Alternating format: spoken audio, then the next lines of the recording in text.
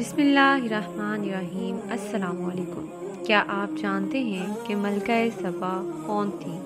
کیا وہ جن زادی تھیں اور ان کا تخت کیسا تھا؟ ایسی ہی معلوماتی ویڈیوز کو دیکھنے کے لیے ہمارے چینل کو سبسکرائب کیجیے اور بیل آئیکن کے بٹن کو پریس کیجیے، اور اگر آپ کو ہماری محنت اچھی لگے تو لائک کیجیے اور شیئر کیجیے۔ آج سے ہزاروں سال قبل جزیرہ عرب کے جنوبی علاقوں میں یمن کے گرد و نواح میں ایک شہر آباد تھا جسے سبا کہتے تھے، اور وہاں آباد لوگوں کو قوم سبا کہہ کر پکارا جاتا تھا۔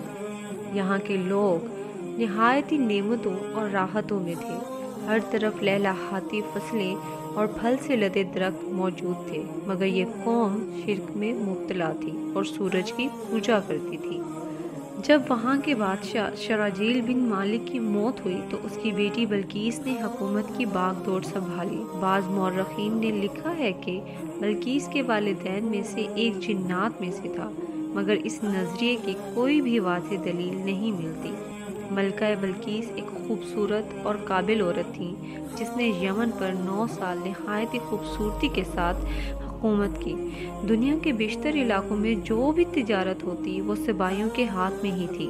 یہی وجہ تھی کہ یہ قوم نہایت ہی دولت مند تھی، مگر یہ وہ زمانہ تھا جب مشرق سے مغرب تک ایک عظیم موحد بادشاہ کی طاقتور حکومت اور جاہ و جلال کا ڈنکا بجتا تھا، جسے تاریخ میں سلیمان ابن داؤد کے نام سے جانا جاتا ہے۔ حضرت سلیمان علیہ السلام کی حکومت دنیا کے بیشتر ممالک کے ساتھ ساتھ چرند پرند، ہوا، پانی، جانوروں، جنات اور انسانوں پر بھی تھی، اور ان کا دارالخلافہ یروشلم شہر تھا۔ آپ علیہ السلام نے ایک بار دربار لگایا تو آپ علیہ السلام کی خدمت میں سب حاضر ہوئے، مگر ان کا چہیتا پرندہ ہدہد غائب تھا۔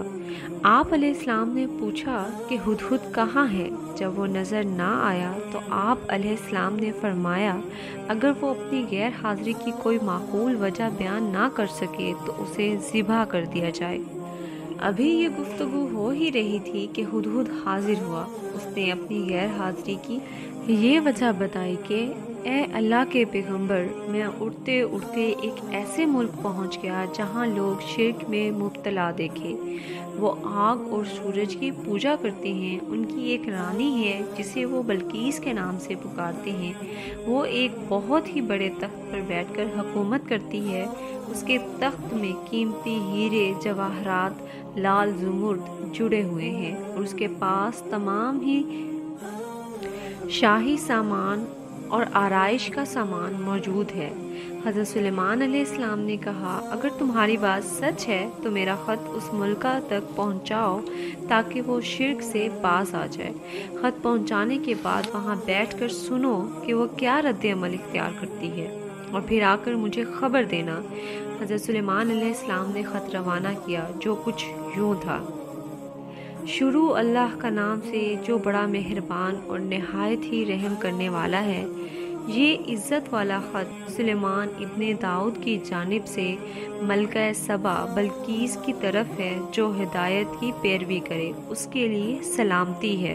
مجھ پر غلبہ کی خواہش نہ کرو، میرے مقابلے میں سرکشی اختیار نہ کرو، بلکہ فرما بردار اور مطیع ہو کر میرے پاس آ جاؤ۔ یہ خط دراصل ملکہ سبا اور اس کی قوم کی طرف دعوت اسلام تھی۔ ہدہد نے یہ خط لے جا کر ملکہ بلقیس کی گود میں گرا دیا۔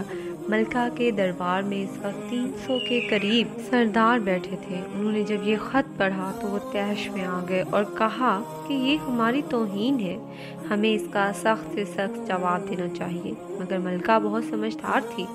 اس نے انہیں سمجھایا کہ خط سے پتہ چل رہا ہے یہ کوئی عام شخص نہیں، خدا کا کوئی پیغمبر ہے، لہٰذا ہمیں حکمت سے کام لینا چاہیے۔ اس نے کہا، میں حضرت سلیمان علیہ السلام کی طرف ایک تحفہ بھیجتی ہوں، اگر انہوں نے قبول کر لیا تو وہ بادشاہ ہے تو میں اس سے جنگ کروں گی، لیکن اگر انہوں نے تحفہ قبول نہ کیا تو میں اس کی پیروی کروں گی، کیونکہ وہ نبی ہیں۔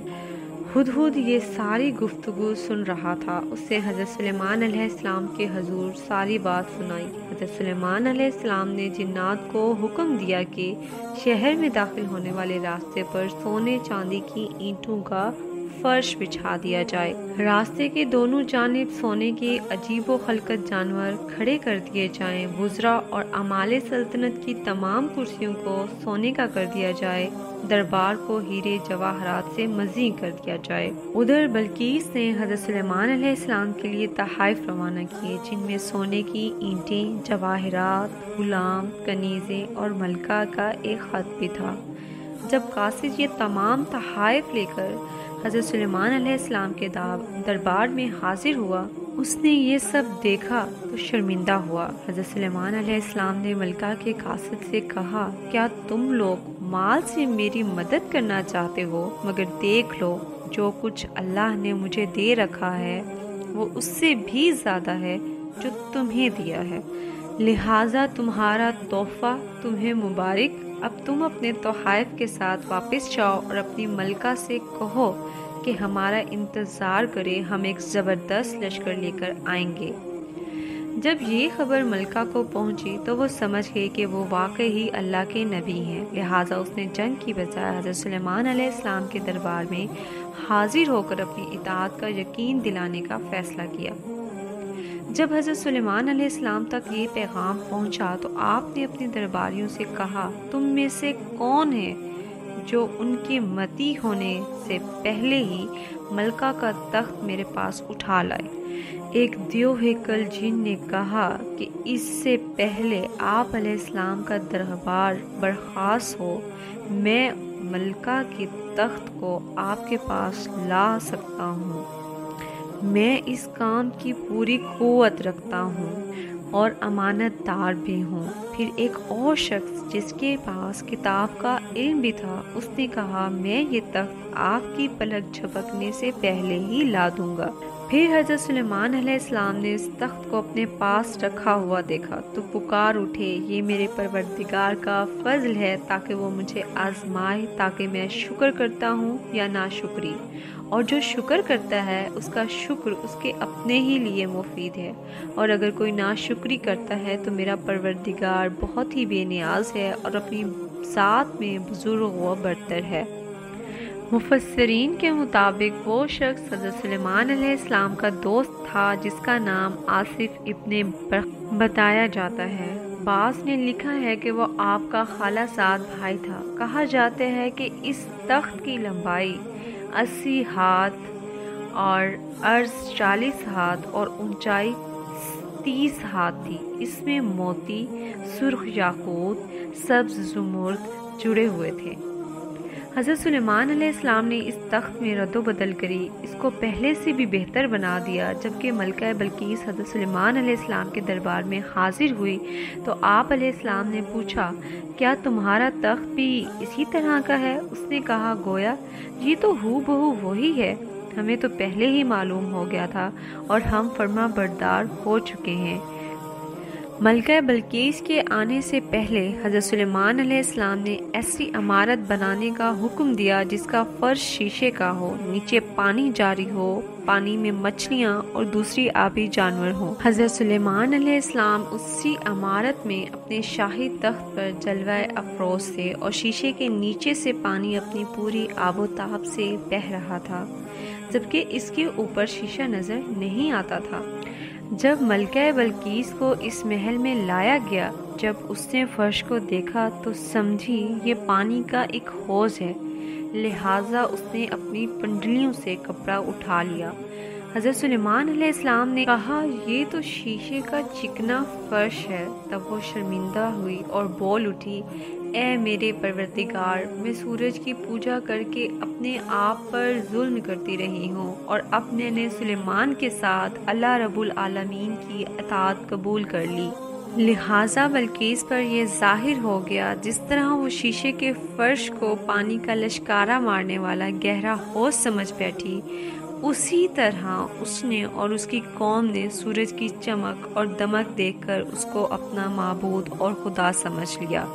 اسے اپنی غلطی پر نہایت ہی شرمندگی ہوئی۔ بعض مورخین نے لکھا ہے کہ اس واقعے کے بعد ملکہ سبا یعنی بلقیس مسلمان ہو گئیں اور حضرت سلیمان علیہ السلام کے نکاح میں آ گئیں، جبکہ بعض نے لکھا کہ آپ علیہ السلام نے بلقیس کو یمن واپس بھیج دیا اور اس کے لیے وہاں 3 بڑے محل تعمیر کروا دیے۔